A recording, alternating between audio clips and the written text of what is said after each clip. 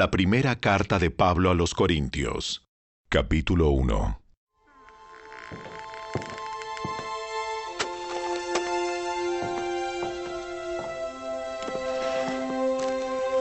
Yo, Pablo, elegido por la voluntad de Dios para ser un apóstol de Cristo Jesús, escribo esta carta junto con nuestro hermano Sóstenes. Va dirigida a la iglesia de Dios en Corinto, a ustedes que han sido llamados por Dios para ser su pueblo santo. Él los hizo santos por medio de Cristo Jesús, tal como lo hizo con todos los que en todas partes invocan el nombre de nuestro Señor Jesucristo, Señor de ellos y de nosotros.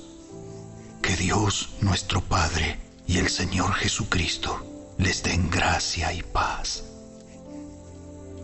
Siempre doy gracias a mi Dios por ustedes y por los dones inmerecidos que les dio ahora que pertenecen a Cristo Jesús.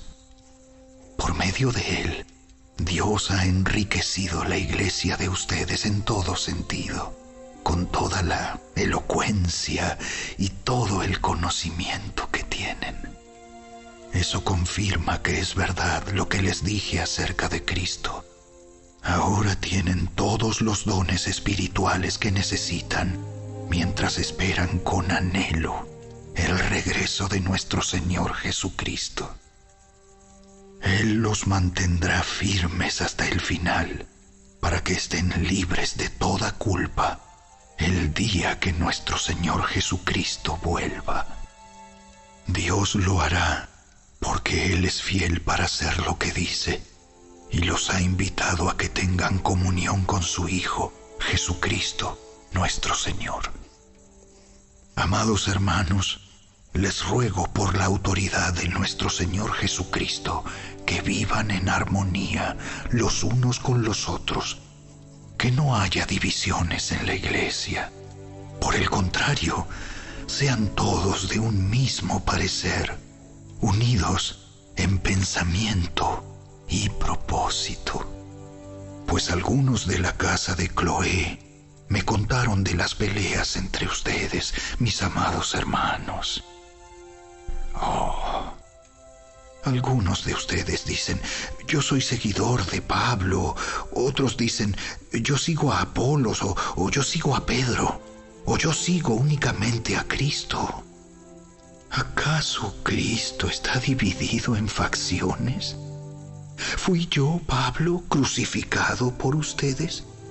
¿Fue alguno de ustedes bautizado en el nombre de Pablo? Por supuesto que no.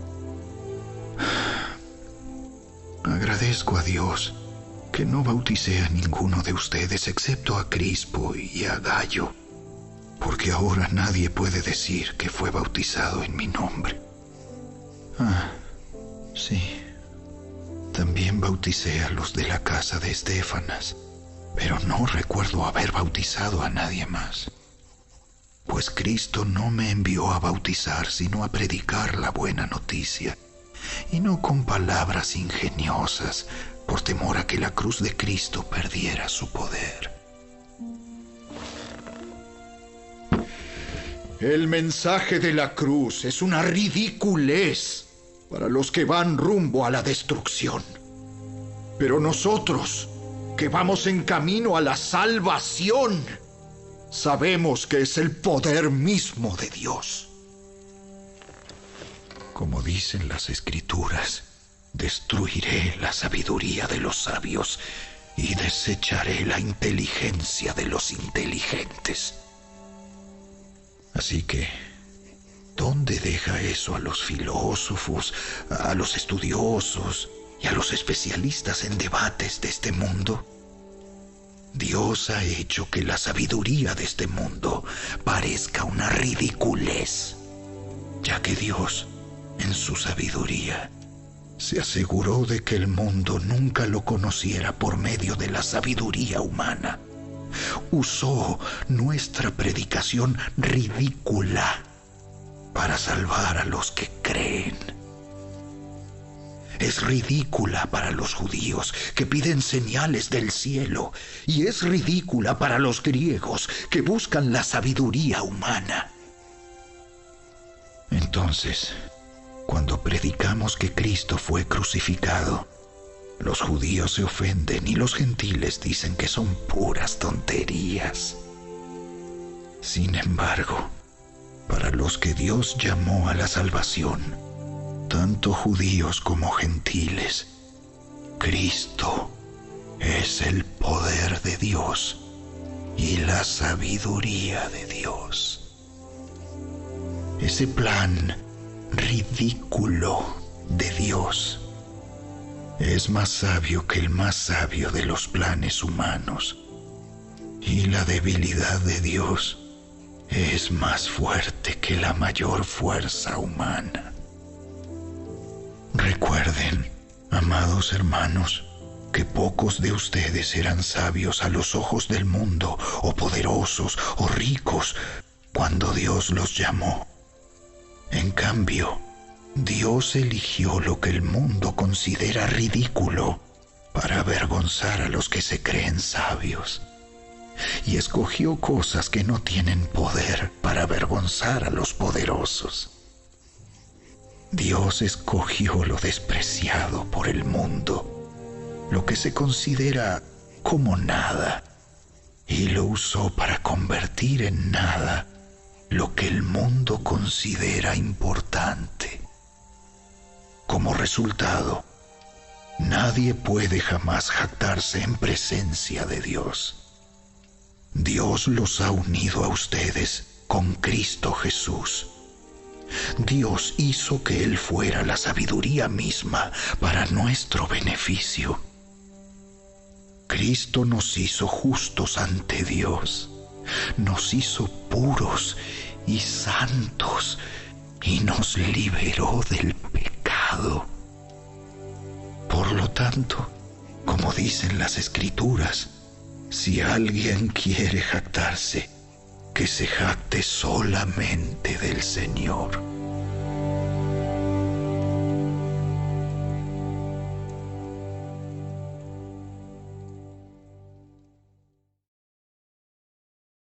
Capítulo 2.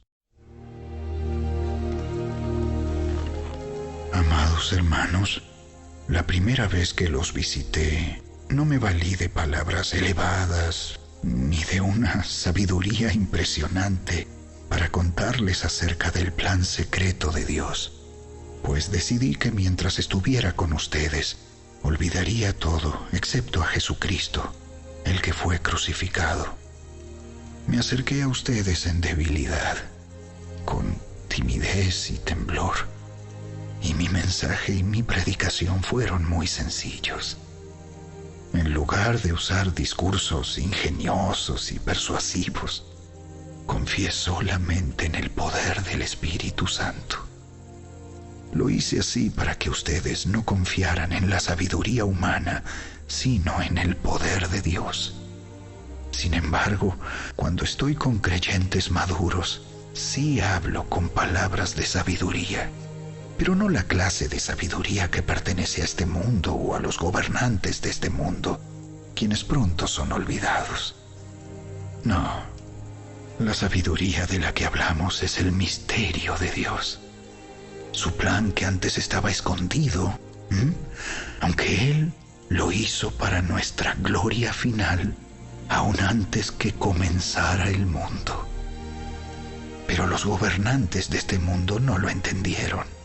Si lo hubieran hecho, no habrían crucificado a nuestro glorioso Señor.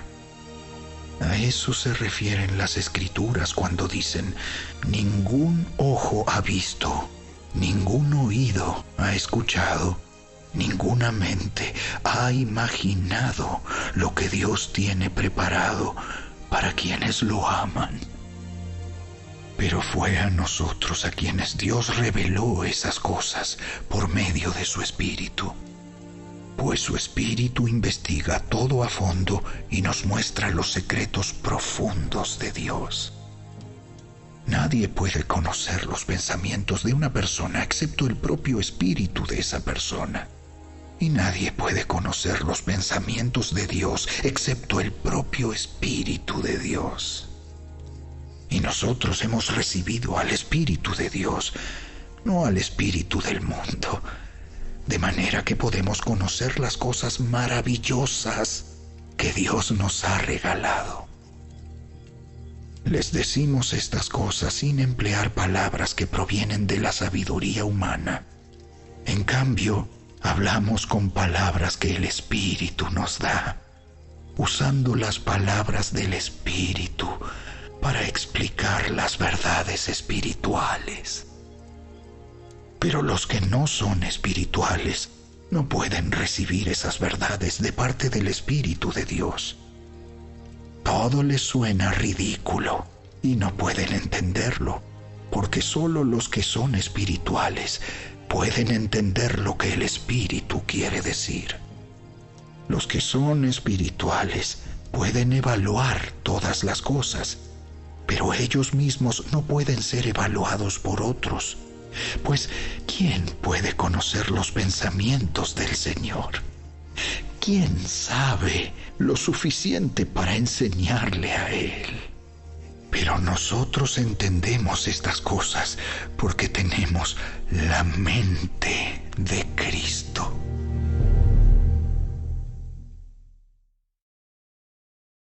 Capítulo 3. Amados hermanos, cuando estuve con ustedes, no pude hablarles como lo haría con personas espirituales. Tuve que hablarles como si pertenecieran a este mundo o como si fueran niños en Cristo. Tuve que alimentarlos con leche, no con alimento sólido, porque no estaban preparados para algo más sustancioso. Y aún no están preparados, porque todavía están bajo el control de su naturaleza pecaminosa. Tienen celos unos de otros y se pelean entre sí. ¿Acaso eso no demuestra que los controla su naturaleza pecaminosa? ¿No viven como la gente del mundo? Cuando uno de ustedes dice, yo soy seguidor de Pablo, y otro dice, yo sigo a Apolos, ¿no actúan igual que la gente del mundo?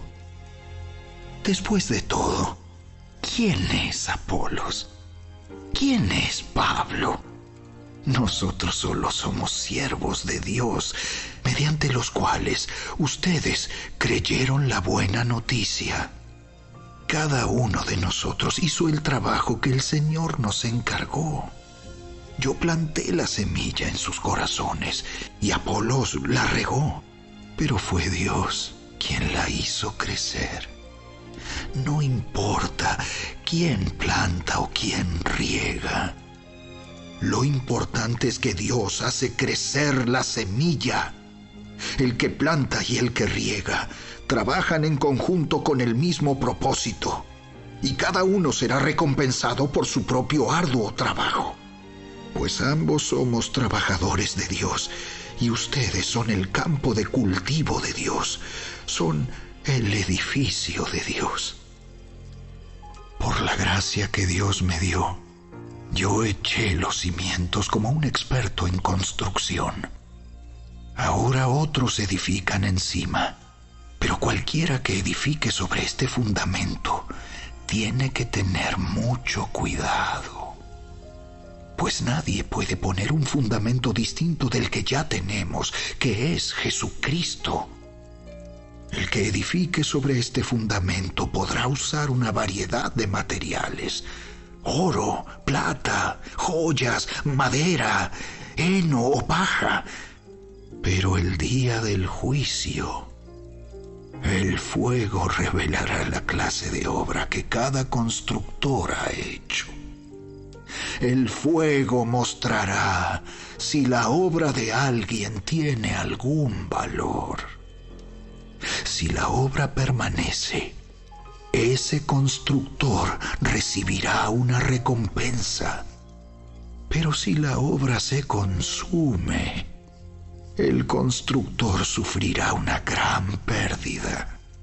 El constructor se salvará, pero como quien apenas se escapa atravesando un muro de llamas. ¿No se dan cuenta de que todos ustedes juntos son el templo de Dios y que el Espíritu de Dios vive en ustedes? Dios destruirá a cualquiera que destruya este templo, pues el templo de Dios es santo y ustedes son este templo. Dejen de engañarse a sí mismos. Si piensan que son sabios de acuerdo con los criterios de este mundo, necesitan volverse necios para ser verdaderamente sabios. Pues la sabiduría de este mundo es necedad para Dios.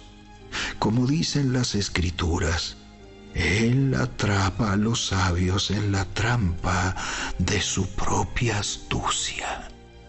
Y también el Señor conoce los pensamientos de los sabios, sabe que no valen nada. Así que no se jacten de seguir a un líder humano en particular, pues a ustedes les pertenece todo, ya sea Pablo, o Apolos, o Pedro, o el mundo, o la vida y la muerte, o el presente y el futuro. Todo les pertenece a ustedes, y ustedes pertenecen a Cristo, y Cristo pertenece a Dios.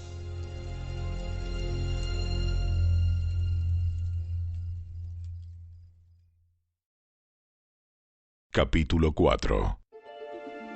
Así que a Apolos y a mí, considérennos como simples siervos de Cristo, a quienes se nos encargó la tarea de explicar los misterios de Dios.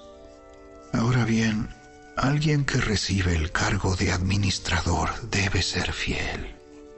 En cuanto a mí, me importa muy poco cómo me califiquen ustedes o cualquier autoridad humana. Ni siquiera confío en mi propio juicio en este sentido. Tengo la conciencia limpia, pero eso no demuestra que yo tenga razón. Es el Señor mismo quien me evaluará y tomará la decisión. Así que no juzguen a nadie antes de tiempo, es decir, antes de que el Señor vuelva, pues Él sacará a la luz nuestros secretos más oscuros y revelará nuestras intenciones más íntimas. Entonces Dios le dará a cada uno el reconocimiento que le corresponda.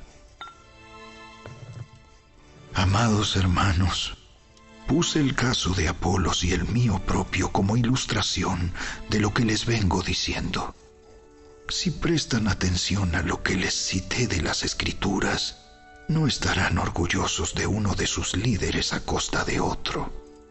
Pues, ¿qué derecho tienen a juzgar así? ¿Qué tienen que Dios no les haya dado? Y si todo lo que tienen proviene de Dios, ¿por qué se jactan como si no fuera un regalo? Ustedes piensan que ya tienen todo lo que necesitan. Creen que ya son ricos. Hasta han comenzado a reinar sin nosotros en el reino de Dios. Yo desearía que en verdad ya estuvieran reinando, porque entonces nosotros estaríamos reinando con ustedes. A veces pienso que a nosotros, los apóstoles, Dios nos puso en exhibición como prisioneros de guerra al final del desfile del vencedor, condenados a muerte. Nos hemos convertido en un espectáculo para el mundo entero, tanto para la gente como para los ángeles. Nuestra entrega a Cristo nos hace parecer tontos. En cambio, ustedes afirman ser tan sabios en Cristo. Nosotros somos débiles, pero ustedes son tan poderosos. A ustedes los estiman. A nosotros nos ridiculizan. Incluso ahora mismo pasamos hambre y tenemos sed, y nos falta ropa para abrigarnos. A menudo somos golpeados y no tenemos casa. Nos cansamos trabajando con nuestras manos para ganarnos la vida. Bendecimos a los que nos maldicen. Somos pacientes con los que nos maltratan. Respondemos con gentileza cuando dicen cosas malas de nosotros. Aún así, se nos trata como la basura del mundo, como el desperdicio de todos, hasta este preciso momento. No les escribo estas cosas para avergonzarlos, sino para advertirles como mis amados hijos, pues aunque tuvieran 10,000 maestros que les enseñaran acerca de Cristo, tienen solo un Padre espiritual, pues me convertí en su Padre en Cristo Jesús cuando les prediqué la buena noticia. Así que les ruego que me imiten. Por esa razón, les envié a Timoteo, mi fiel y amado hijo en el Señor. Él les recordará la manera en que sigo a Cristo Jesús, así como lo enseño en todas las iglesias, en todas partes. Algunos de ustedes se han vuelto arrogantes al pensar que no volveré a visitarlos, pero iré, y pronto, si el Señor me lo permite.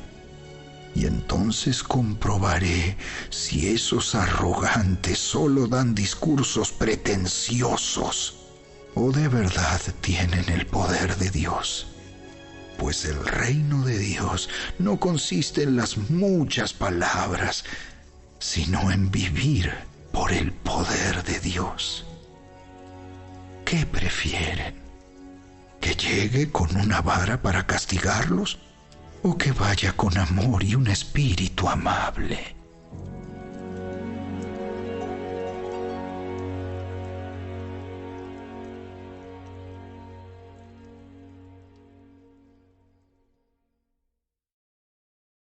Capítulo 5. Me cuesta creer lo que me informan acerca de la inmoralidad sexual que hay entre ustedes. Algo que ni siquiera los paganos hacen. Me dicen que un hombre de su iglesia vive en pecado con su madrastra. Ustedes están muy orgullosos de sí mismos. En cambio, deberían estar llorando de dolor y vergüenza y echar a ese hombre de la congregación. Aunque no estoy con ustedes en persona, sí lo estoy en el espíritu. Y como si estuviera ahí, ya emití mi juicio sobre ese hombre. En el nombre del Señor Jesús, ustedes deben convocar a una reunión de la iglesia. Yo estaré presente en espíritu, igual que el poder de nuestro Señor Jesús. Entonces deben expulsar a ese hombre y entregárselo a Satanás, para que su naturaleza pecaminosa sea destruida y él mismo sea salvo el día que el Señor vuelva. Es terrible que se jacten sobre dicho asunto. ¿No se dan cuenta de que ese pecado es como un poco de levadura que impregna toda la masa? Desháganse de la vieja levadura, quitando a ese perverso de entre ustedes. Entonces serán como una nueva masa preparada sin levadura, que es lo que realmente son. Cristo, nuestro Cordero Pascual, ha sido sacrificado por nosotros. Por lo tanto, celebremos el festival, no con el viejo pan de perversidad y maldad, sino con el nuevo pan de sinceridad y verdad. Cuando les escribí anteriormente, les dije que no se relacionaran con personas que se entregan al pecado sexual. Pero no me refería a los incrédulos que se entregan al pecado sexual, o son avaros o estafadores, o rinden culto a ídolos. Uno tendría que salir de este mundo para evitar gente como esa. Lo que quise decir es: no se relacionen con ninguno que afirma ser creyente y aún así se entrega al pecado sexual, o es avaro, o rinde culto a ídolos, o insulta, o es borracho, o estafador. Ni siquiera coman con esa gente. No es mi deber juzgar a los de afuera, pero sí es responsabilidad de ustedes juzgar a los que son de la iglesia y están en pecado.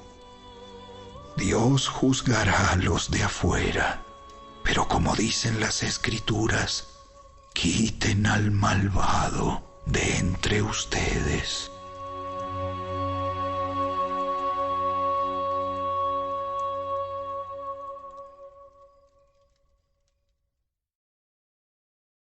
Capítulo 6.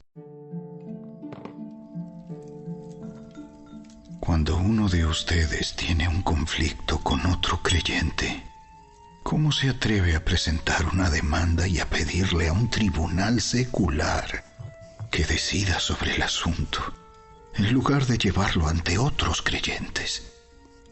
¿No se dan cuenta de que algún día nosotros los creyentes juzgaremos al mundo? Y dado que ustedes van a juzgar al mundo, ¿no son capaces de resolver esas pequeñas cuestiones entre ustedes? ¿No se dan cuenta de que juzgaremos a los ángeles? Así que deberían ser capaces de resolver los conflictos comunes y corrientes que ocurren en esta vida. Si tienen conflictos legales acerca de tales asuntos, ¿por qué acuden a jueces que son de afuera y no son respetados por la iglesia? Digo esto para que se avergüencen. No hay nadie en toda la iglesia con suficiente sabiduría para decidir sobre esos temas. En cambio, un creyente demanda a otro, justo frente a los incrédulos. El hecho de que tengan semejantes demandas legales unos contra otros es en sí una derrota para ustedes. ¿Por qué mejor no aceptar la injusticia y dejar el asunto como está? ¿Por qué no se dejan estafar? En cambio, son ustedes mismos los que hacen lo malo y estafan aún a sus propios hermanos en Cristo. ¿No se dan cuenta de que los que hacen lo malo no heredarán el reino de Dios? No se engañen a sí mismos. Los que se entregan al pecado sexual, o rinden culto a ídolos, o cometen adulterio, o son prostitutos, o practican la homosexualidad, o son ladrones, o avaros, o borrachos, o insultan o estafan a la gente, ninguno de esos heredará el reino de Dios. Algunos de ustedes antes eran así, pero fueron limpiados, fueron hechos santos, fueron hechos justos ante Dios al invocar el nombre del Señor Jesucristo y por el Espíritu de nuestro Dios.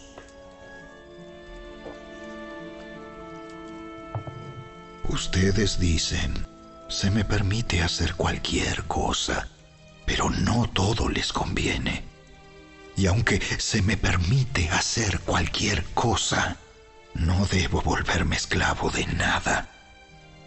Ustedes dicen, la comida se hizo para el estómago y el estómago para la comida. Eso es cierto, aunque un día Dios acabará con ambas cosas. Pero ustedes no pueden decir que nuestro cuerpo fue creado para la inmoralidad sexual. Fue creado para el Señor. y al Señor le importa nuestro cuerpo. Y Dios nos levantará de los muertos con su poder, tal como levantó de los muertos a nuestro Señor. ¿No se dan cuenta de que sus cuerpos en realidad son miembros de Cristo? ¿Acaso un hombre debería tomar su cuerpo, que es parte de Cristo, y unirlo a una prostituta? ¡Jamás! ¿Y no se dan cuenta de que si un hombre se une a una prostituta, se hace un solo cuerpo con ella? Pues las Escrituras dicen: los dos se convierten en uno solo. Pero la persona que se une al Señor es un solo espíritu con Él. ¡Huyan del pecado sexual! Ningún otro pecado afecta tanto el cuerpo como este, porque la inmoralidad sexual es un pecado contra el propio cuerpo. ¿No se dan cuenta de que su cuerpo es el templo del Espíritu Santo, quien vive en ustedes y les fue dado por Dios? Ustedes no se pertenecen a sí mismos, porque Dios los compró a un alto precio. Por lo tanto, honren a Dios con su cuerpo.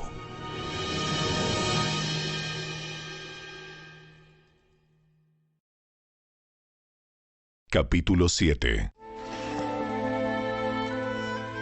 Ahora, en cuanto a las preguntas que me hicieron en su carta, es cierto que es bueno abstenerse de tener relaciones sexuales. Sin embargo, dado que hay tanta inmoralidad sexual, cada hombre debería tener su propia esposa y cada mujer su propio marido. El esposo debe satisfacer las necesidades sexuales de su esposa, y la esposa debe satisfacer las necesidades sexuales de su marido. La esposa le da la autoridad sobre su cuerpo a su marido, y el esposo le da la autoridad sobre su cuerpo a su esposa. No se priven el uno al otro de tener relaciones sexuales, a menos que los dos estén de acuerdo en abstenerse de la intimidad sexual por un tiempo limitado, para entregarse más de lleno a la oración. Después deberán volverse a juntar, a fin de que Satanás no pueda tentarlos por la falta de control propio. Eso les digo a modo de concesión, no como un mandato. Sin embargo, quisiera que todos fueran solteros, igual que yo. Pero cada uno tiene su don específico de Dios, unos de una clase y otros de otra. Así que les digo a los solteros y a las viudas: es mejor quedarse sin casar, tal como yo. Pero si no pueden controlarse, entonces deberían casarse. Es mejor casarse que arder de pasión. No obstante, para los que ya están casados, tengo un mandato que no proviene de mí, sino del Señor. La esposa no debe dejar a su marido, pero si lo deja, que no se case de nuevo, o bien que se reconcilie con él. Y el marido no debe dejar a su esposa. Ahora me dirigiré al resto de ustedes, aunque no tengo un mandato directo del Señor. Si un creyente está casado con una mujer que no es creyente y ella está dispuesta a seguir viviendo con él, no debe abandonarla. Y si una creyente tiene un esposo que no es creyente y él está dispuesto a seguir viviendo con ella, no debe abandonarlo, pues la esposa creyente da santidad a su matrimonio y el esposo creyente da santidad al suyo. De otro modo, sus hijos no serían santos, pero ahora son santos. En cambio, si el esposo o la esposa que no es creyente insiste en irse, dejen que se vaya. En esos casos el cónyuge creyente ya no está ligado al otro, porque Dios los ha llamado a ustedes a vivir en paz. ¿Acaso ustedes, esposas, no se dan cuenta de que sus maridos podrían ser salvos a causa de ustedes? Y ustedes, esposos, ¿no se dan cuenta de que sus esposas podrían ser salvas a causa de ustedes? Cada uno debería seguir viviendo en la situación que el Señor lo haya puesto y permanecer tal como estaba cuando Dios lo llamó por primera vez. Esa es mi regla para todas las iglesias. Por ejemplo, un hombre que se circuncidó antes de llegar a ser creyente no debería tratar de revertir su condición. Y el hombre que no estaba circuncidado cuando llegó a ser creyente no debería circuncidarse ahora, pues no tiene importancia si un hombre ha sido o no circuncidado. Lo importante es cumplir los mandamientos de Dios. Cada uno debería permanecer tal como estaba cuando Dios lo llamó. ¿Eres un esclavo? No dejes que eso te preocupe. Sin embargo, si tienes la oportunidad de ser libre, aprovéchala. Y recuerda, si eras un esclavo cuando el Señor te llamó, ahora eres libre en el Señor. Y si eras libre cuando el Señor te llamó, ahora eres un esclavo de Cristo. Dios pagó un alto precio por ustedes, así que no se dejen esclavizar por el mundo. Amados hermanos, cada uno debería permanecer tal como estaba cuando Dios lo llamó por primera vez. Ahora, con respecto a la pregunta acerca de las jóvenes que todavía no se han casado, para ellas no tengo ningún mandato del Señor. Pero el Señor, en su misericordia, me ha dado sabiduría digna de confianza que les transmitiré a ustedes. Debido a la crisis actual, pienso que es mejor que cada uno se quede como está. Si tienes esposa, no procures terminar tu matrimonio. Si no tienes esposa, no busques casarte.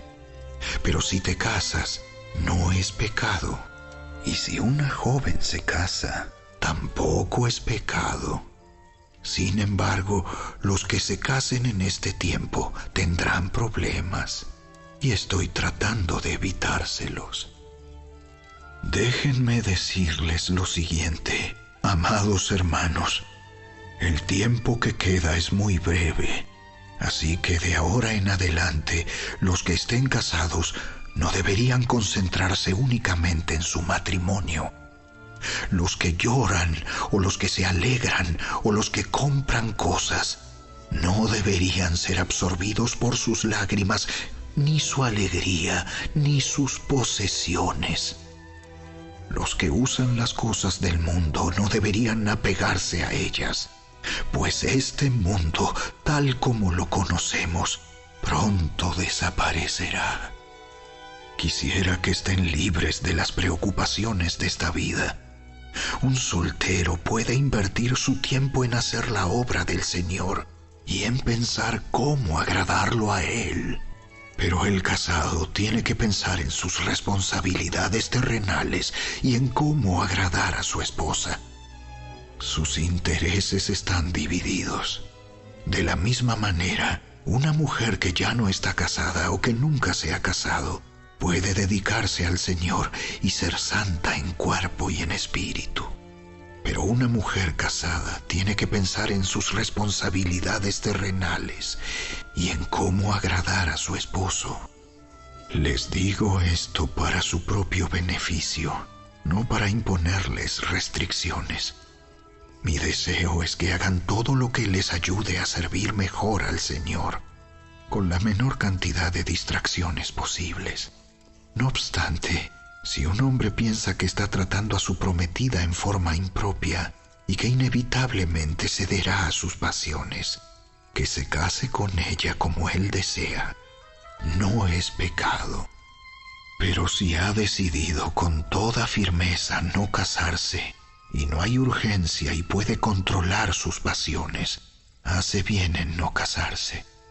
Así que el que se casa con su prometida hace bien, y el que no se casa hace aún mejor. Una esposa está ligada a su esposo mientras el esposo vive. Si su esposo muere, ella queda libre para casarse con quien quiera, pero solamente si ese hombre ama al Señor. Sin embargo, en mi opinión, sería mejor para ella no volver a casarse, y pienso que al decirles esto, les doy consejo del Espíritu de Dios.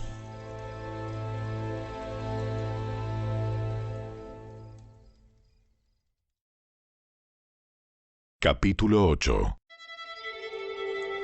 Ahora, con respecto a la pregunta acerca de la comida que ha sido ofrecida a ídolos, es cierto, sabemos que todos tenemos conocimiento sobre este tema.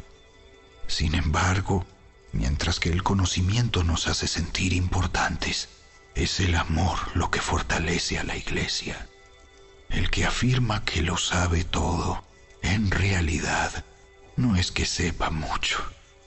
Pero la persona que ama a Dios es a quien Dios reconoce. Entonces, ¿qué acerca de comer carne ofrecida a ídolos? Pues sabemos que un ídolo no es en verdad un Dios y que hay solo un Dios. Puede que existan esos llamados dioses, tanto en el cielo como en la tierra, y algunas personas de hecho rinden culto a muchos dioses y a muchos señores. Pero para nosotros hay un Dios, el Padre, por quien todas las cosas fueron creadas y para quien vivimos. Y hay un Señor, Jesucristo, por medio de quien todas las cosas fueron creadas y por medio de quien vivimos. Sin embargo, no todos los creyentes saben esto. Algunos están acostumbrados a pensar que los ídolos son reales. Entonces, cuando comen un alimento que fue ofrecido a ídolos, lo consideran adoración a dioses verdaderos y violan su débil conciencia. Es cierto que no podemos obtener la aprobación de Dios por lo que comemos. No perdemos nada si no lo comemos, y no ganamos nada si lo comemos. Pero ustedes deben tener cuidado de que su libertad no haga tropezar a los que tienen una conciencia más débil. Pues si otros te ven con tu conocimiento superior comiendo en el templo de un ídolo, ¿acaso no se sentirán alentados a violar su conciencia al comer un alimento que se ofreció a un ídolo? Así que a causa de tu conocimiento superior, se destruirá un creyente débil por quien Cristo murió. Cuando ustedes pecan contra otros creyentes al alentarlos a hacer algo que para ellos está mal, pecan contra Cristo. Por lo tanto, si lo que como hace que otro creyente peque, nunca más comeré carne mientras viva, porque no quiero hacer que otro creyente tropiece.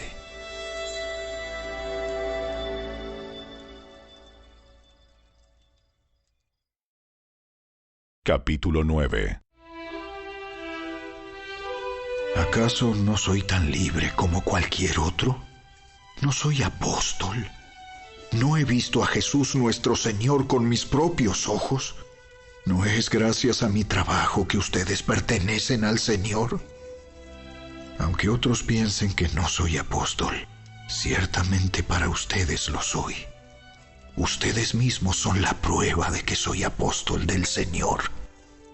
Esta es mi respuesta a los que cuestionan mi autoridad. ¿Acaso no tenemos derecho de hospedarnos con ustedes y compartir sus comidas? ¿No tenemos derecho a llevar con nosotros a una esposa creyente como lo hacen los demás apóstoles y los hermanos del Señor y como lo hace Pedro? ¿O Bernabé y yo somos los únicos que tenemos que trabajar para sostenernos? ¿Qué soldado tiene que pagar sus propios gastos?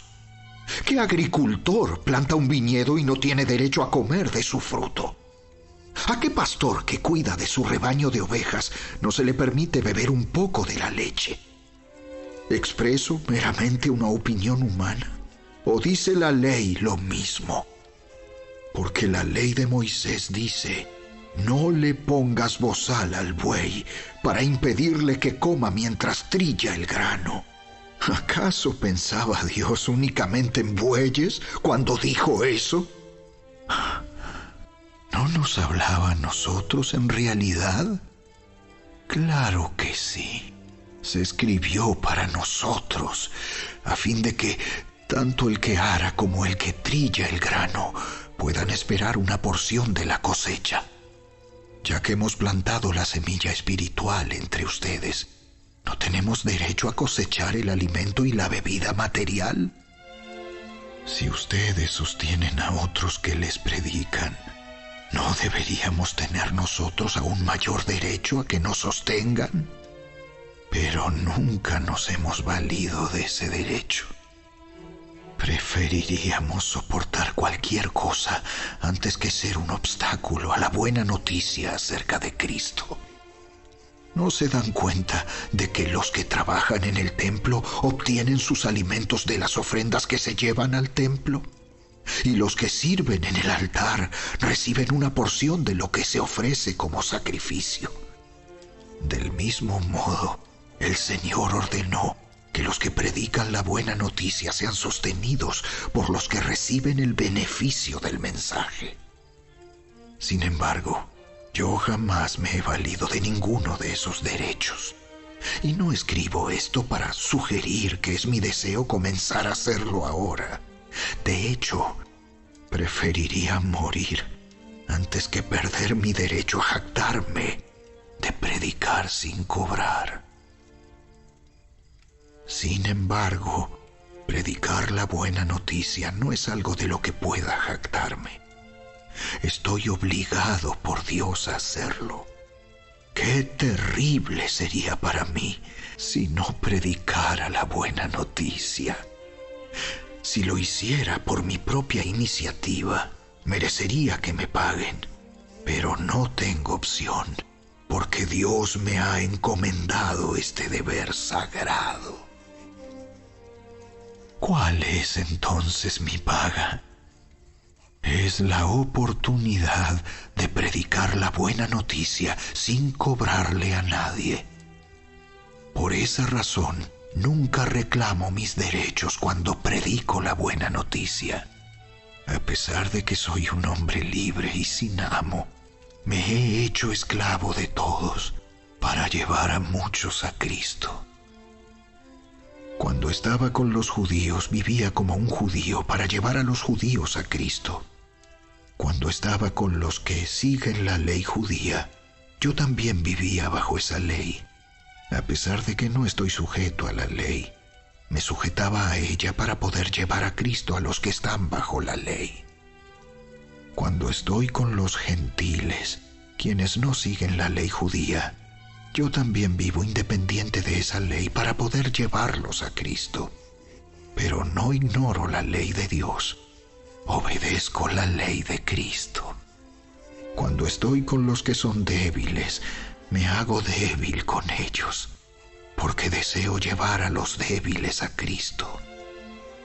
Sí, con todos trato de encontrar algo que tengamos en común, y hago todo lo posible para salvar a algunos.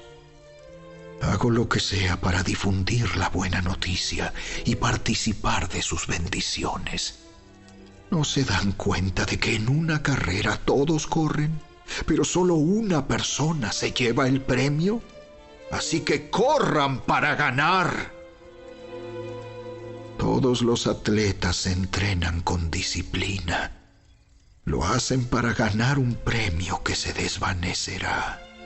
Pero nosotros lo hacemos por un premio eterno. Por eso yo corro cada paso con propósito. No solo doy golpes al aire. Disciplino mi cuerpo como lo hace un atleta. Lo entreno para que haga lo que debe hacer. De lo contrario, Temo que después de predicarles a otros, yo mismo quede descalificado.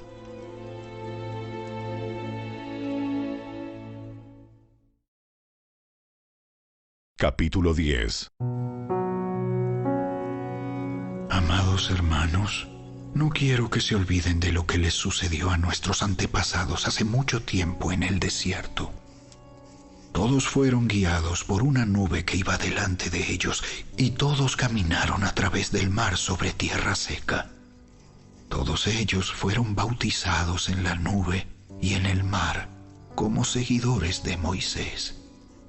Todos comieron el mismo alimento espiritual y todos bebieron la misma agua espiritual, pues bebieron de la roca espiritual que viajaba con ellos, y esa roca era Cristo.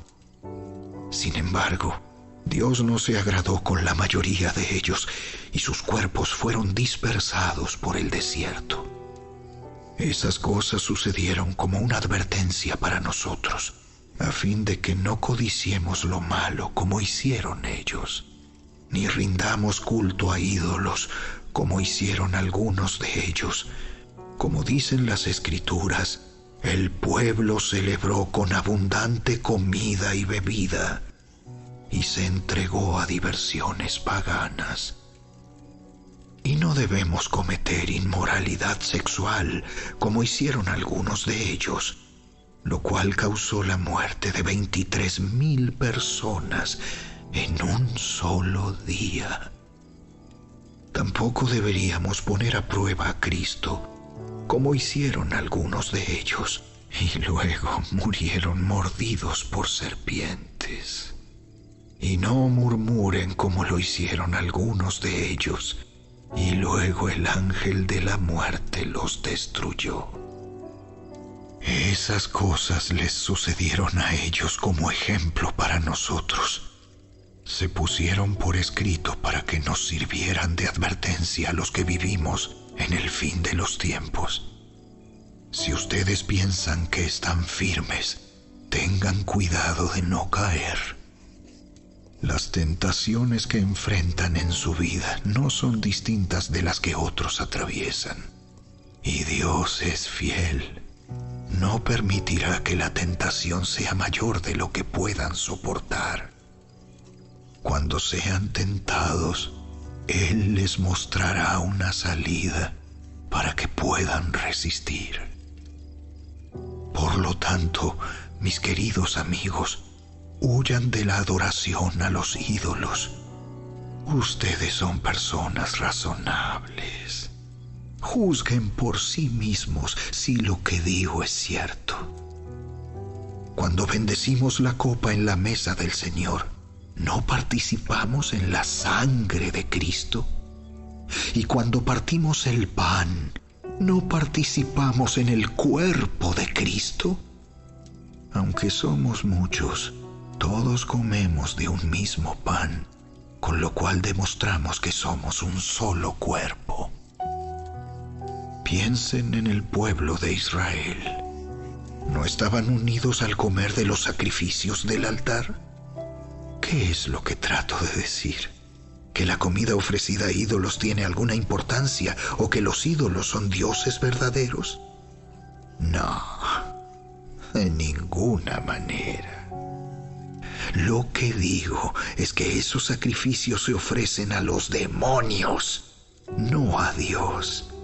Y no quiero que ustedes tengan parte con los demonios.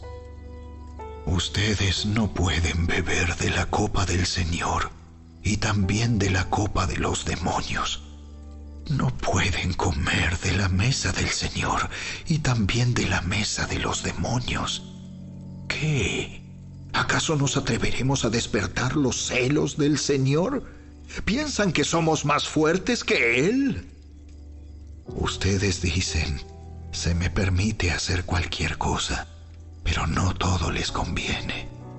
Dicen, se me permite hacer cualquier cosa, pero no todo trae beneficio.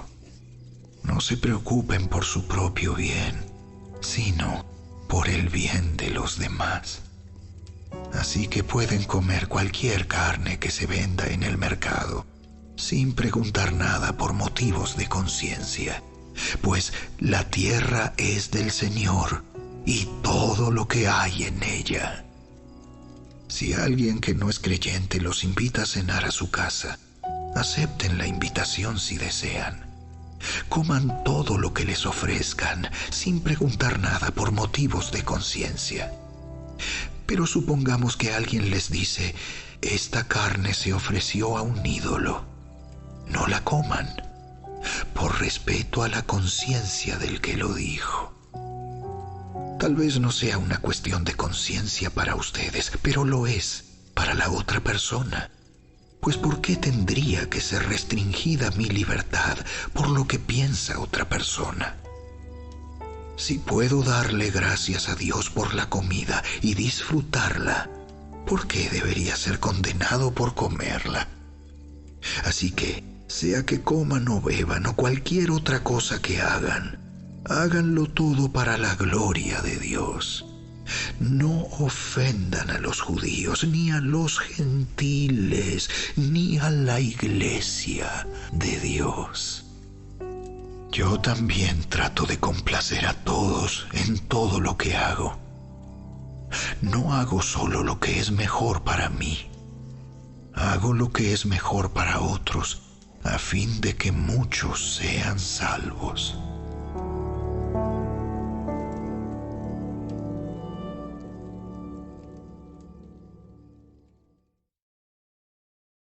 Capítulo 11. Y ustedes deberían imitarme a mí, así como yo imito a Cristo. Cuánto me alegro de que ustedes siempre me tienen en sus pensamientos y de que siguen las enseñanzas que les transmití. Pero hay algo que quiero que sepan. La cabeza de todo hombre es Cristo. La cabeza de la mujer es el hombre y la cabeza de Cristo es Dios. El hombre deshonra su cabeza si se cubre la cabeza mientras ora o profetiza. En cambio, la mujer deshonra su cabeza si ora o profetiza sin cubrirse la cabeza, porque es como si se la rapara. Efectivamente, si ella se niega a ponerse algo para cubrirse la cabeza, debería cortarse todo el cabello, ya que es vergonzoso que la mujer se corte el cabello o se rape la cabeza. Debería cubrírsela con algo. El hombre no debería ponerse nada sobre la cabeza cuando adora a Dios, porque el hombre fue hecho a la imagen de Dios y refleja la gloria de Dios, y la mujer refleja la gloria del hombre. Pues el primer hombre no provino de ninguna mujer, sino que la primera mujer provino de un hombre. Y el hombre no fue hecho para la mujer, sino que la mujer fue hecha para el hombre. Por esta razón, y debido a que los ángeles observan, la mujer debería cubrirse la cabeza para mostrar que está bajo autoridad. Sin embargo, entre el pueblo del Señor, las mujeres no son independientes de los hombres, y los hombres no son independientes de las mujeres. Pues aunque la primera mujer provino de un hombre, todos los demás hombres nacieron de una mujer, y todo proviene de Dios. Juzguen por sí mismos. ¿Es correcto que una mujer ore a Dios en público sin cubrirse la cabeza? ¿No es obvio que es vergonzoso que un hombre tenga el cabello largo? ¿Acaso el cabello largo no es el orgullo y la alegría de la mujer? Pues se le dio para que se cubra. Pero si alguien quiere discutir este tema, simplemente digo que no tenemos otra costumbre más que esa, y tampoco la tienen las demás iglesias de Dios. En las siguientes instrucciones no puedo elogiarlos, pues parece que hacen más daño que bien cuando se juntan. Primero, oigo que hay divisiones entre ustedes cuando se reúnen como iglesia, y hasta cierto punto lo creo. Así que Por supuesto que tiene que haber divisiones entre ustedes para que los que tienen la aprobación de Dios sean reconocidos. Cuando ustedes se reúnen, la verdad es que no les interesa la cena del Señor, pues algunos se apresuran a comer su propia comida y no la comparten con los demás. Como resultado, algunos se quedan con hambre mientras que otros se emborrachan. ¿Qué? ¿Acaso no tienen sus propias casas para comer y beber? ¿O de veras quieren deshonrar a la iglesia de Dios y avergonzar a los pobres? ¿Qué se supone que debo decir? ¿Quieren que los elogie? Pues bien, de ninguna manera los elogiaré por esto. Pues yo les transmito lo que recibí del Señor mismo. La noche en que fue traicionado, el Señor Jesús tomó pan y dio gracias a Dios por ese pan. Luego lo partió en trozos y dijo: Esto es mi cuerpo, el cual es entregado por ustedes. Hagan esto en memoria de mí. De la misma manera, tomó en sus manos la copa de vino después de la cena y dijo: Esta copa es el nuevo pacto entre Dios y su pueblo, un acuerdo confirmado con mi sangre. Hagan esto en memoria de mí todas las veces que la beban, pues cada vez que coman este pan y beban de esta copa, anuncian la muerte del Señor hasta que Él vuelva. Por lo tanto, cualquiera que coma este pan o beba de esta copa del Señor en forma indigna es culpable de pecar contra el cuerpo y la sangre del Señor. Por esta razón, cada uno debería examinarse a sí mismo antes de comer el pan y beber de la copa. Pues si alguno come el pan y bebe de la copa sin honrar el cuerpo de Cristo, come y bebe el juicio de Dios sobre sí mismo.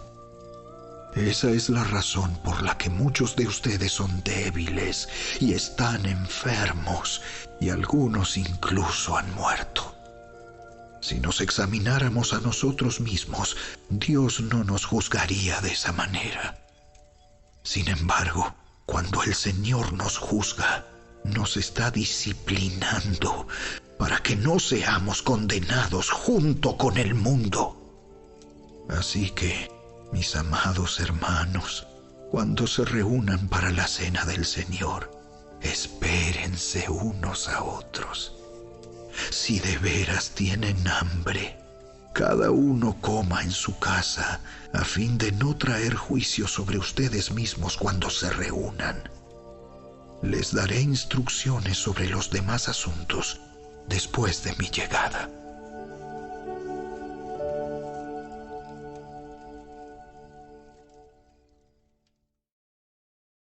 Capítulo 12.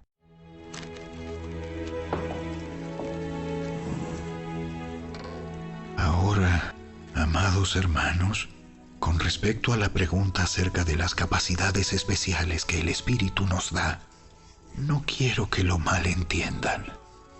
Ustedes saben que cuando todavía eran paganos, fueron llevados por mal camino y arrastrados a rendir culto a ídolos mudos. Por lo tanto, quiero que sepan que nadie que habla por el Espíritu de Dios maldice a Jesús. Y nadie puede decir que Jesús es el Señor, excepto por el Espíritu Santo. Hay distintas clases de dones espirituales, pero el mismo Espíritu es la fuente de todos ellos. Hay distintas formas de servir, pero todos servimos al mismo Señor. Dios trabaja de maneras diferentes, pero es el mismo Dios quien hace la obra en todos nosotros. A cada uno de nosotros se nos da un don espiritual para que nos ayudemos mutuamente. A uno el Espíritu le da la capacidad de dar consejos sabios. A otro el mismo Espíritu le da un mensaje de conocimiento especial. A otro el mismo Espíritu le da gran fe. Y a alguien más ese único Espíritu le da el don de sanidad. A uno le da el poder para hacer milagros y a otro la capacidad de profetizar. A alguien más le da la capacidad de discernir si un mensaje es del Espíritu de Dios o de otro espíritu. Todavía a otro se le da la capacidad de hablar en idiomas desconocidos, mientras que a otro se le da la capacidad de interpretar lo que se está diciendo. Es el mismo y único Espíritu quien distribuye todos esos dones. Solamente Él decide qué don cada uno debe tener. El cuerpo humano tiene muchas partes, pero las muchas partes forman un cuerpo entero. Lo mismo sucede con el cuerpo de Cristo. Entre nosotros hay algunos que son judíos y otros que son gentiles, algunos son esclavos y otros son libres, pero todos fuimos bautizados en un solo cuerpo por un mismo Espíritu, y todos compartimos el mismo Espíritu. Así es. El cuerpo consta de muchas partes diferentes, no de una sola parte. Si el pie dijera, no formo parte del cuerpo porque no soy mano, no por eso dejaría de ser parte del cuerpo. Y si la oreja dijera, no formo parte del cuerpo porque no soy ojo, ¿dejaría por eso de ser parte del cuerpo? Si todo el cuerpo fuera ojo, ¿cómo podríamos oír? O si todo el cuerpo fuera oreja, ¿cómo podríamos oler? Pero nuestro cuerpo tiene muchas partes, y Dios ha puesto cada parte justo donde Él quiere. Qué extraño sería el cuerpo si tuviera solo una parte. Efectivamente, hay muchas partes, pero un solo cuerpo. El ojo nunca puede decirle a la mano, no te necesito. La cabeza tampoco puede decirle al pie, no te necesito.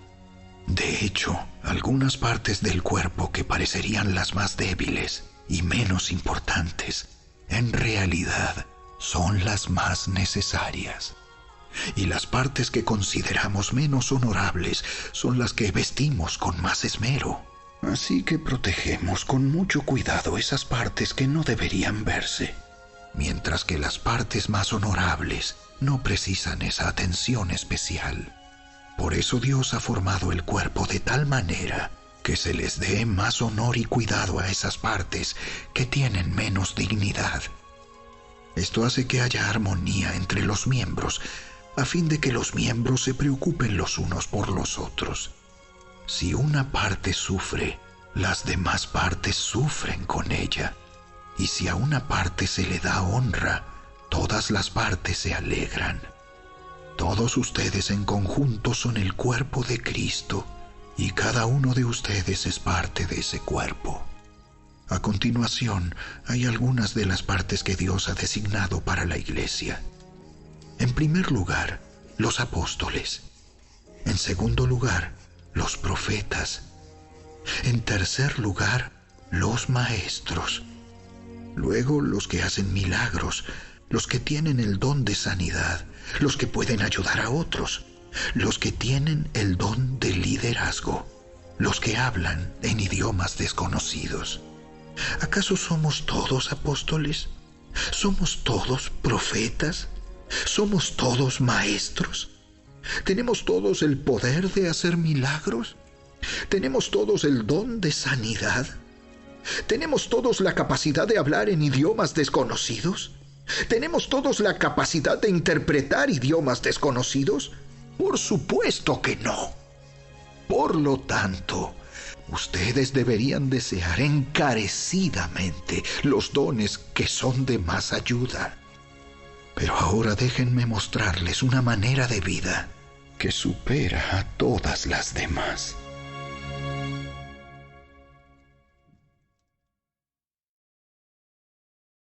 Capítulo 13.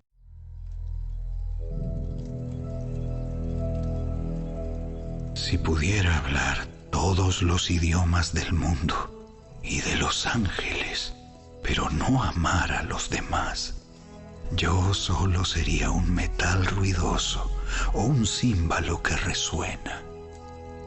Si tuviera el don de profecía y entendiera todos los planes secretos de Dios y contara con todo el conocimiento, y si tuviera una fe que me hiciera capaz de mover montañas, pero no amara a otros, yo no sería nada. Si diera todo lo que tengo a los pobres y hasta sacrificara mi cuerpo, podría jactarme de eso. Pero si no amara a los demás, no habría logrado nada. El amor es paciente y bondadoso. El amor no es celoso, ni fanfarrón, ni orgulloso, ni ofensivo. No exige que las cosas se hagan a su manera. No se irrita ni lleva un registro de las ofensas recibidas. No se alegra de la injusticia, sino que se alegra cuando la verdad triunfa. El amor nunca se da por vencido. Jamás pierde la fe.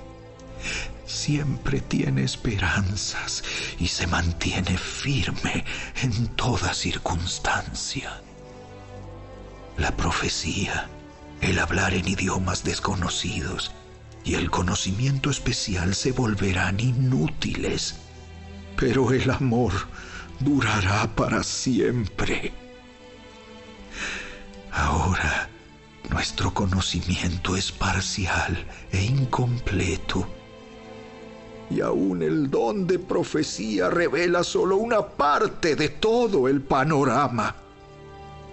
Sin embargo, cuando llegue el tiempo de la perfección, esas cosas parciales se volverán inútiles. Cuando yo era niño, hablaba, pensaba y razonaba como un niño. Pero cuando crecí, dejé atrás las cosas de niño. Ahora vemos todo de manera imperfecta, como reflejos desconcertantes. Pero luego veremos todo con perfecta claridad. Todo lo que ahora conozco es parcial e incompleto, pero luego conoceré todo por completo. Tal como Dios ya me conoce a mí completamente. 3 cosas durarán para siempre: la fe, la esperanza y el amor. Y la mayor de las 3 es el amor.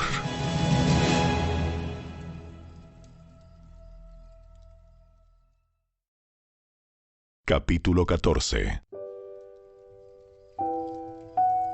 Que el amor sea su meta más alta. Pero también deberían desear las capacidades especiales que da el Espíritu. Sobre todo, la capacidad de profetizar. Pues si alguien tiene la capacidad de hablar en lenguas, le hablará solamente a Dios, dado que la gente no podrá entenderle. Hablará por el poder del Espíritu, pero todo será un misterio. En cambio, el que profetiza fortalece a otros, los anima y los consuela. La persona que habla en lenguas se fortalece a sí misma, pero el que dice una palabra de profecía fortalece a toda la iglesia. Yo desearía que todos pudieran hablar en lenguas, pero más aún me gustaría que todos pudieran profetizar, pues la profecía es superior que hablar en lenguas, a menos que alguien interprete lo que se dice para que toda la iglesia se fortalezca. Amados hermanos, si yo fuera a visitarlos y les hablara en un idioma desconocido, ¿de qué les serviría a ustedes? En cambio, si les llevo una revelación, o un conocimiento especial, o una profecía, o una enseñanza, eso sí les sería de ayuda, Aún los instrumentos inanimados como la flauta y el arpa tienen que emitir sonidos nítidos o nadie reconocerá la melodía. Si el toque de trompeta no es entendible, ¿cómo sabrán los soldados que se les llama a la batalla? Lo mismo ocurre con ustedes. Si hablan a la gente con palabras que no entienden, ¿cómo podrían saber lo que ustedes dicen? Sería igual que hablarle al viento. Hay muchos idiomas diferentes en el mundo y cada uno tiene significado.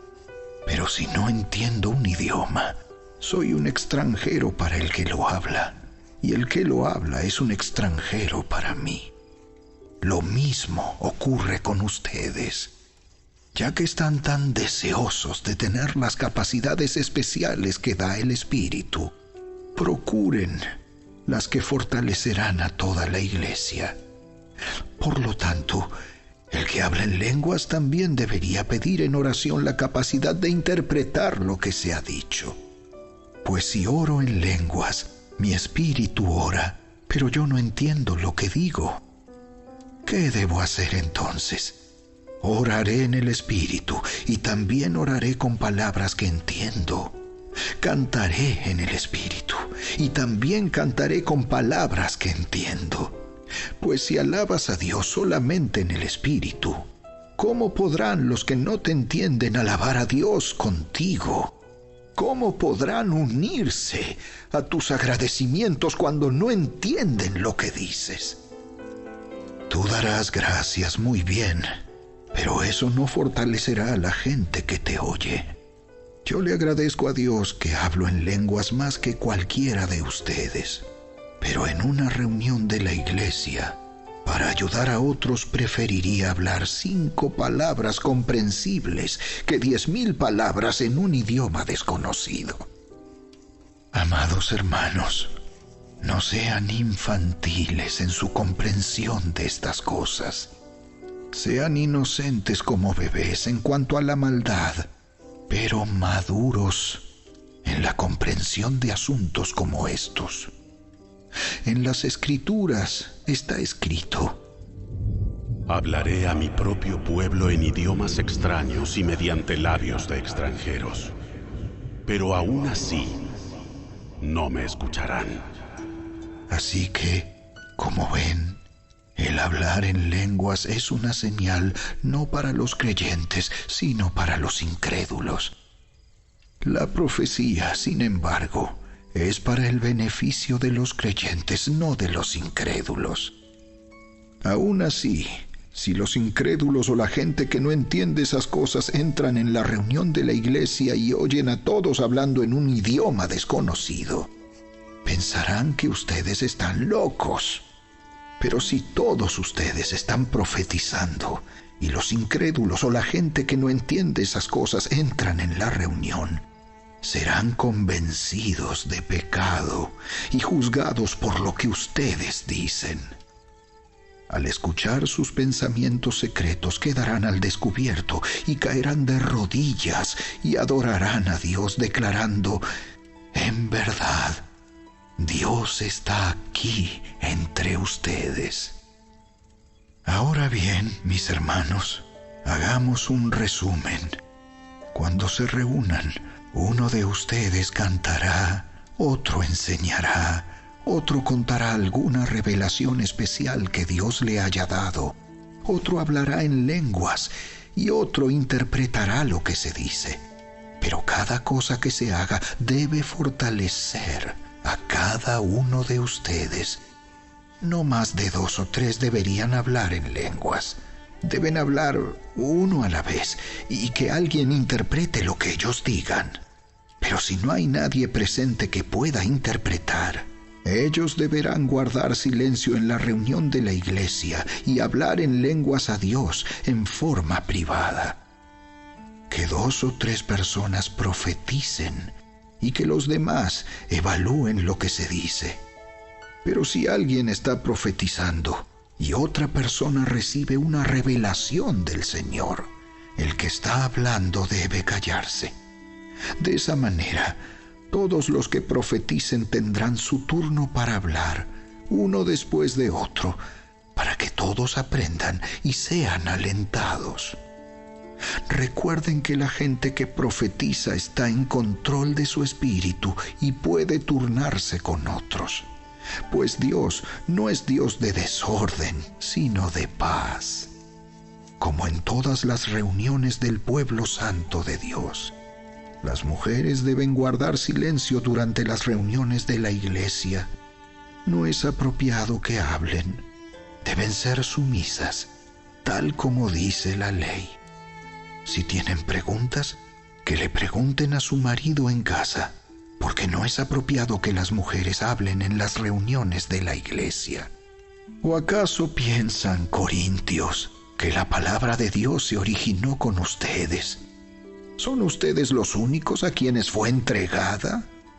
Si alguien afirma ser profeta o piensa que es espiritual, debería reconocer que lo que digo es un mandato del Señor mismo. Pero si no lo reconoce, Él tampoco será reconocido. Por lo tanto, mis amados hermanos, con todo corazón deseen profetizar y no prohíban que se hablen lenguas.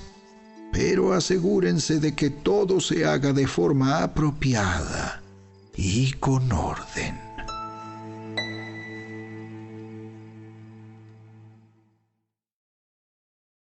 Capítulo 15. Ahora, amados hermanos, permítanme recordarles la buena noticia que ya les prediqué. En ese entonces la recibieron con gusto y todavía permanecen firmes en ella. Esa es la buena noticia que los salva si ustedes siguen creyendo el mensaje que les prediqué, a menos que hayan creído algo que desde un principio nunca fue cierto. Yo les transmití a ustedes lo más importante y lo que se me había transmitido a mí también. Cristo murió por nuestros pecados, tal como dicen las Escrituras. Fue enterrado y al tercer día fue levantado de los muertos, tal como dicen las Escrituras. Lo vio Pedro y luego lo vieron los 12. Más tarde lo vieron más de 500 de sus seguidores a la vez, la mayoría de los cuales todavía viven, aunque algunos ya han muerto. Luego lo vio Santiago, y después lo vieron todos los apóstoles. Por último, como si hubieran nacido en un tiempo que no me correspondía, también lo vi yo, pues soy el más insignificante de todos los apóstoles. De hecho, ni siquiera soy digno de ser llamado apóstol, después de haber perseguido a la iglesia de Dios como lo hice. Sin embargo, lo que ahora soy, todo se debe a que Dios derramó su favor especial sobre mí, y no sin resultados, pues he trabajado mucho más que cualquiera que los otros apóstoles. Pero no fui yo, sino Dios quien obraba a través de mí por su gracia. Así que no importa si predico yo o predican ellos, porque todos predicamos el mismo mensaje que ustedes ya han creído. Pero díganme lo siguiente: dado que nosotros predicamos que Cristo se levantó de los muertos, ¿por qué algunos de ustedes dicen que no habrá resurrección de los muertos? Pues si no hay resurrección de los muertos, entonces Cristo tampoco ha resucitado. Y si Cristo no ha resucitado, entonces toda nuestra predicación es inútil, y la fe de ustedes también es inútil. Y nosotros los apóstoles estaríamos todos mintiendo acerca de Dios, porque hemos dicho que Dios levantó a Cristo de la tumba. Así que eso no puede ser cierto si no hay resurrección de los muertos. Y si no hay resurrección de los muertos, entonces Cristo no ha resucitado. Y si Cristo no ha resucitado, entonces la fe de ustedes es inútil y todavía son culpables de sus pecados. En ese caso, todos los que murieron creyendo en Cristo están perdidos. Y si nuestra esperanza en Cristo es solo para esta vida, somos los más dignos de lástima de todo el mundo. Lo cierto es que Cristo sí resucitó de los muertos. Él es el primer fruto de una gran cosecha, el primero de todos los que murieron. Así que ya ven, tal como la muerte entró en el mundo por medio de un hombre, ahora la resurrección de los muertos ha comenzado por medio de otro hombre.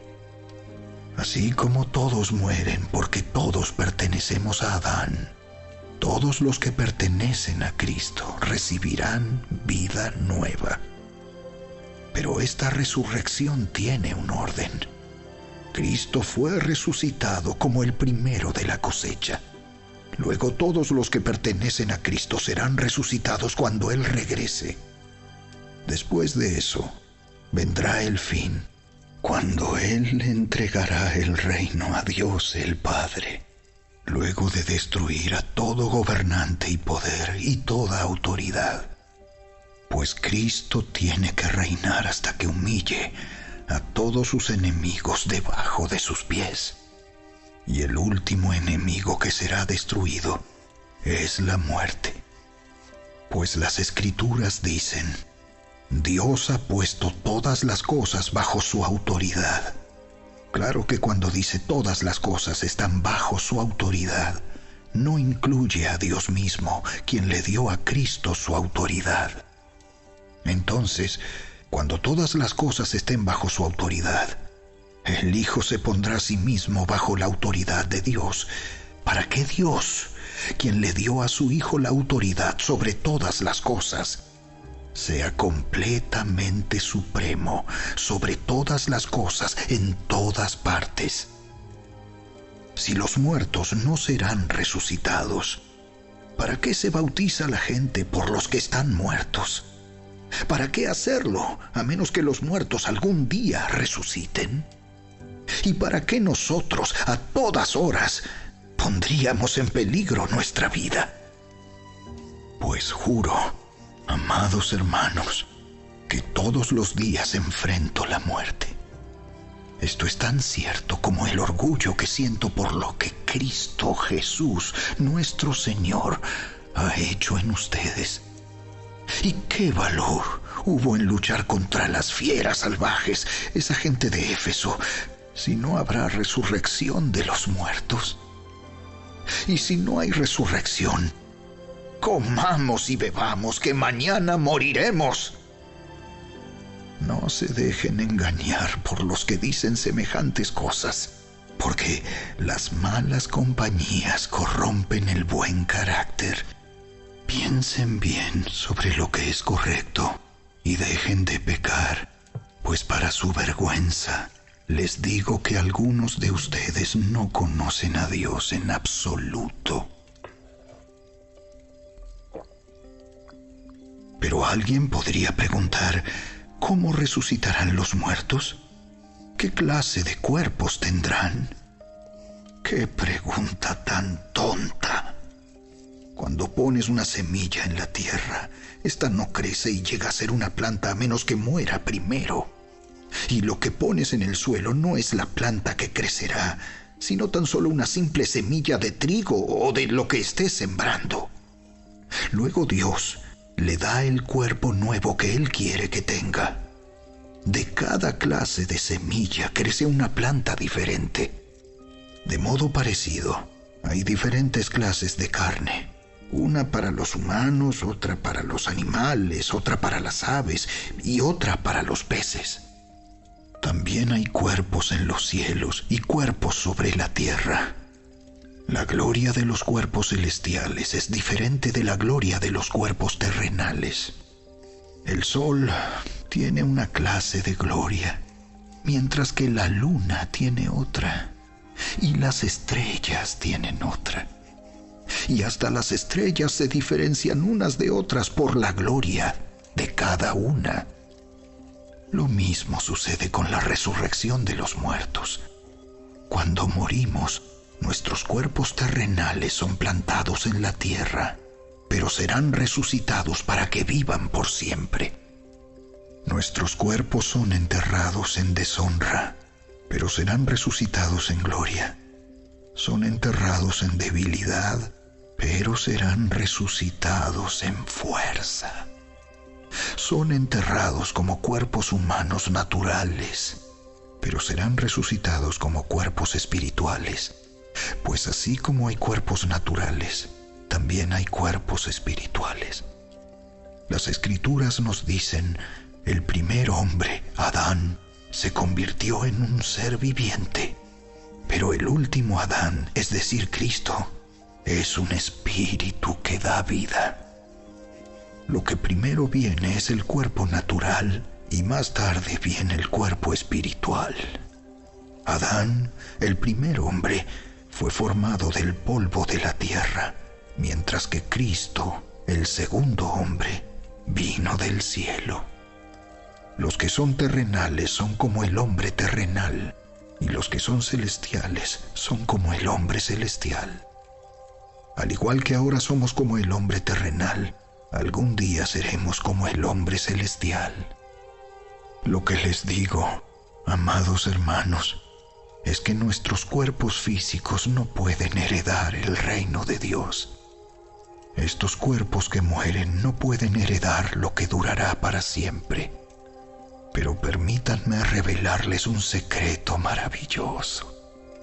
No todos moriremos, pero todos seremos transformados. Sucederá en un instante, en un abrir y cerrar de ojos, cuando se toque la trompeta final. Pues cuando suene la trompeta, los que hayan muerto resucitarán para vivir por siempre. Y nosotros, los que estemos vivos, también seremos transformados, pues nuestros cuerpos mortales tienen que ser transformados en cuerpos que nunca morirán. Nuestros cuerpos mortales deben ser transformados en cuerpos inmortales. Entonces, cuando nuestros cuerpos mortales hayan sido transformados en cuerpos que nunca morirán, se cumplirá la siguiente escritura: la muerte es devorada en victoria. ¡Oh, muerte! ¿Dónde está tu victoria? ¡Oh, muerte! ¿Dónde está tu aguijón? Pues el pecado es el aguijón que termina en muerte, y la ley le da al pecado su poder. Pero gracias a Dios, Él nos da la victoria sobre el pecado y la muerte por medio de nuestro Señor Jesucristo. Por lo tanto, mis amados hermanos, permanezcan fuertes y constantes. Trabajen siempre para el Señor con entusiasmo, porque ustedes saben que nada de lo que hacen para el Señor es inútil.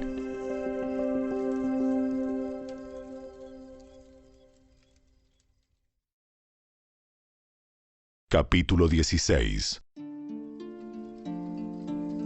Ahora bien, consideremos la pregunta acerca del dinero que se está juntando para el pueblo de Dios en Jerusalén. Deberían seguir el mismo procedimiento que les di a las iglesias de Galacia. El primer día de cada semana, cada uno debería separar una parte del dinero que ha ganado. No esperen hasta que yo llegue para luego tratar de reunirlo todo de golpe. Cuando yo vaya, escribiré cartas de recomendación para los mensajeros que ustedes escojan como encargados de entregar su ofrenda en Jerusalén. Y si parece oportuno que yo también vaya, ellos pueden viajar conmigo. Los visitaré después de haber ido a Macedonia, pues estoy pensando pasar por Macedonia.